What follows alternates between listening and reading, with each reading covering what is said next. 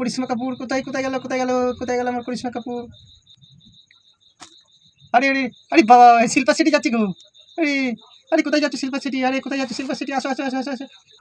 এই এ তোমরা কোথায় যাচ্ছ? আমার কাছে এসে বসো, কাছে এসে বসো, এই কাছে এসে বসো। এই এই ওঠো ওঠো ওঠো ওঠো ওঠো ওঠো, এই ওঠো। কি হয়েছে? ডাকলে কি হয়েছে? ঘুমিয়ে ঘুমিয়ে কি বলতে হয়? শিল্পা শেঠি, করিশ্মা কাপুর, তুমি ঘুমিয়ে ঘুমিয়ে নায়িকাদের নাম ধরে ডাকো কেন? হ্যাঁ, এখনো বলছি শুধরাও বলে দিলাম। ও, ওদের নাম ধরে আমি ডাকছিলাম কখন? এখন এখন ঘুমিয়ে ঘুমিয়ে ঘুমিয়ে ঘুমিয়ে হ্যাঁ, শুধরে যাবো বলছো? তাহলে এক কাজ করো, তাহলে তুমি আজ থেকে না সুন্দর করে মেকআপ করা শুরু করে দাও।